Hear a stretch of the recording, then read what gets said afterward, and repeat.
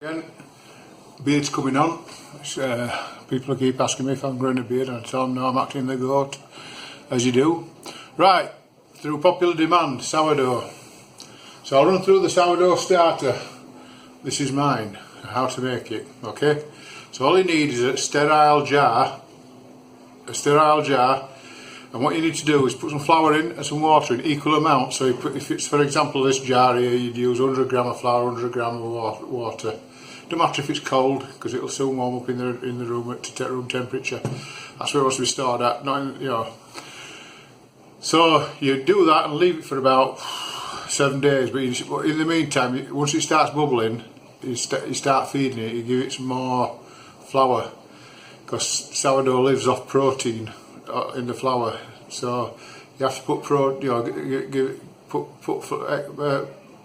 bread flour into to keep it going. You don't have to have expensive bread flour. The cheap stuff will do as long as it's bread flour. So you just keep it going, and when it gets all nice and bubbly and there's plenty of it, then you can start making bread with it. Usually about a week later. So this is mine. I've just taken some out, but just got squirted in the eye. This is my sourdough. There you go. I'll just take it out for the bread I'm going to make. So, like I say, it lasts for years. You just keep feeding it, and it'll last for years. You can put it in the fridge to slow it down, so you don't have to feed it every day. You can feed it probably once a week, but you have to bring it up to room temperature to feed it. Then once you've fed it, leave it at room temperature, then put it back in the fridge for a bit longer. That's it. So basically you can slow it down, but you have to keep feeding it. If you go on holiday, you're going to have to get your neighbours to feed it, or take it to a sourdough hotel, which do exist, by the way. Right, so over to the bowl.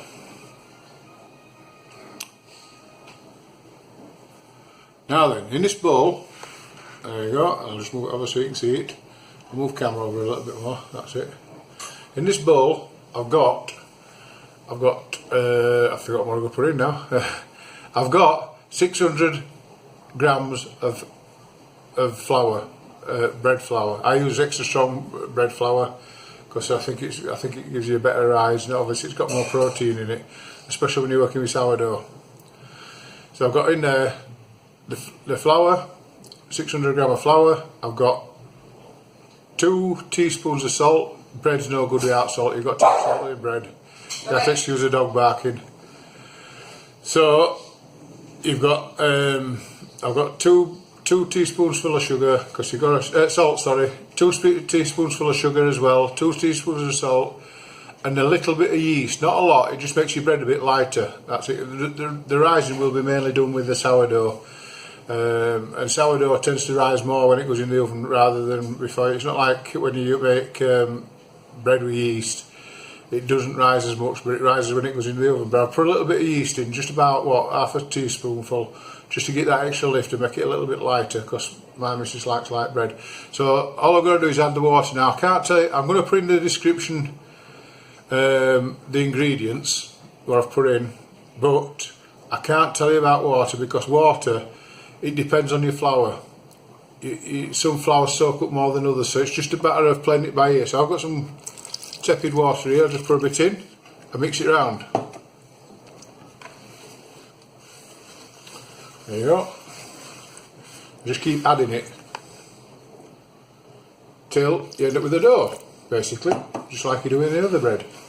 Nothing special, dead easy to do. Just keep mixing it around, around. Just keep adding water.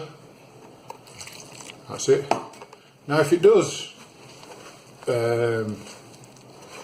go a little bit too runny, you can add a bit of flour, but not a lot, because it changes the recipe. This is my recipe, by the way. That's it. So just keep mixing it, mix it. You can use a mixer, but it's not as satisfying as doing it by hand. Same as bread machines. Hate them. Can't stand the things.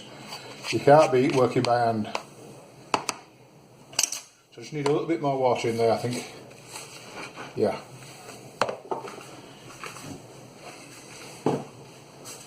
Just a bit more water.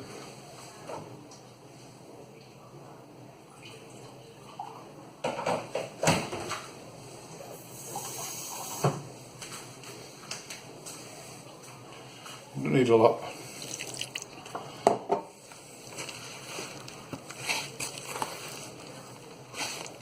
Don't need a lot. Just to bring it together. That's too much, I think. Right, inside.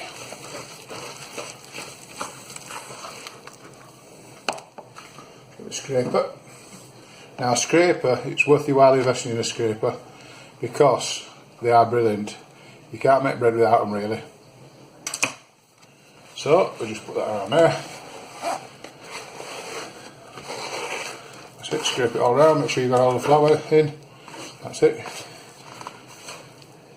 Now, I tend to work with wet doughs anyway, as you'll see when I make other things, because it makes your bread lighter. So, just scrape that off there like that. Need a little bit more flour really. I've put too much water in, but not to worry. Just got some here.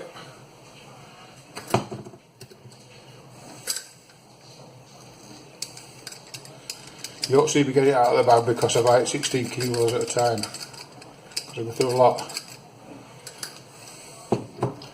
That's it. You don't want too much flour because it obviously changes the recipe. You put too much in. That's it, that's perfect for me, is that? Perfect. Perfect. Now what I'm going to do, I like to let the dough rest a little bit before I start kneading it when I make sourdough. So, it's a nice day, so I'm going to let it rest for about an hour before I start making the bread. Before I start kneading the dough, sorry. That's it. It's just perfect for me, is that? I like it wet. There you go. So, we'll come back when it's rested for a bit. There you go.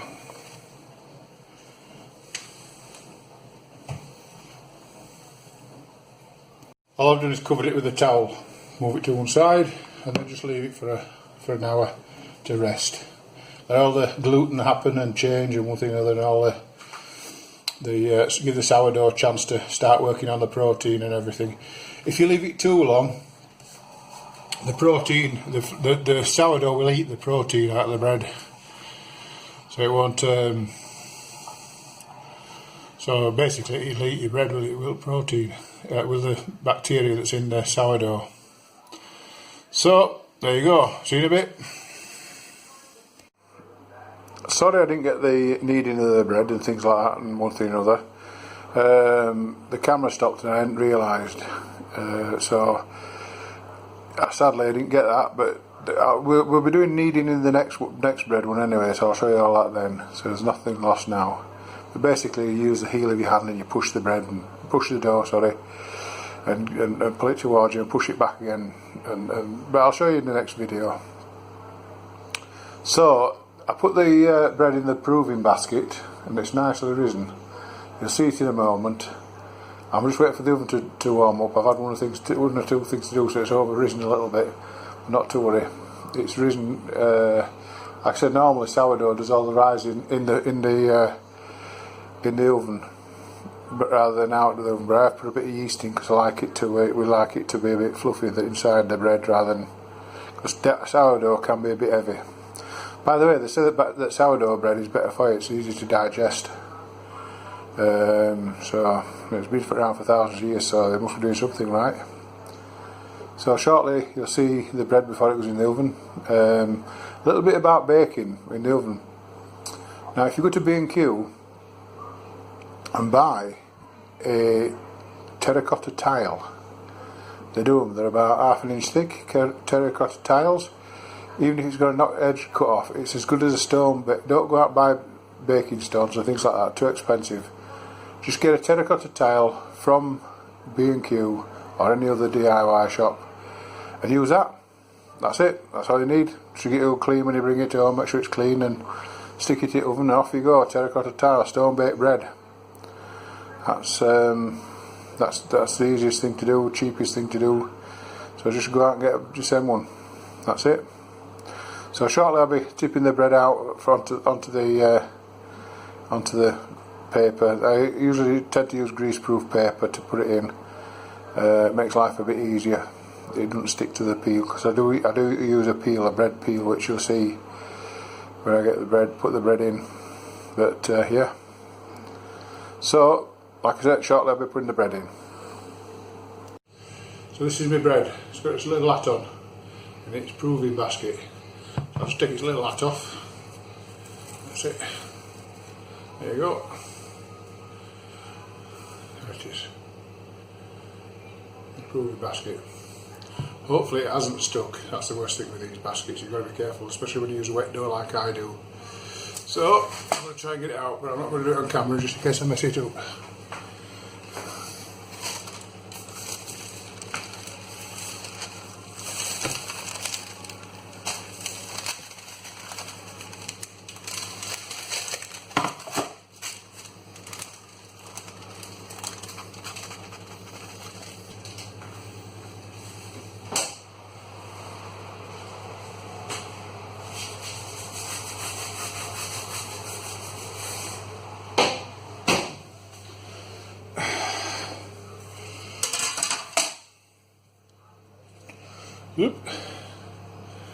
There you go. So the bread's now in the oven. Little tip on baking when you're baking in the oven is to put a tray of water in the bottom, hot water in the bottom. That gives you a crust. The steam creates a crust on your bread and makes it really nice and crusty and lovely. So be back in half an hour when it's nearly done. That's it. To truth time. So here we go, the bread's out of the oven, it's cooled down nicely. I'll cut into it, I'll show you in a minute. Delish. That is superb. Good crumb. Right, let's show you the bread, the end product. There you go. Look at that, perfect. Perfect crumb, lovely. Really nice, nice crust. Gorgeous. Another way to test it out. And that is to make a pig of myself. Lovely. You know, some of the big holes, that's the sourdough. Sourdough makes it quite a big bubble. Yep. Hang on, it's because it won't lay flat. There you go. I'll have to do a jam sometime.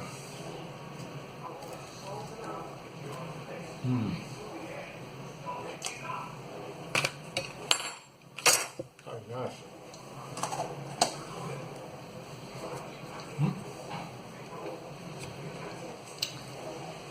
Lovely. People, thanks for watching. Don't forget to like and share my videos, my YouTube channel. Enjoy. I'll go making some sourdough. It's lovely, really nice. Love it. So this is Simo saying to half an hour. Don't forget Sunday I've got my bacon video. I've started making the bacon, I've started curing it. It's the big reveal on Sunday. So take care. Night night, God bless. Bye bye.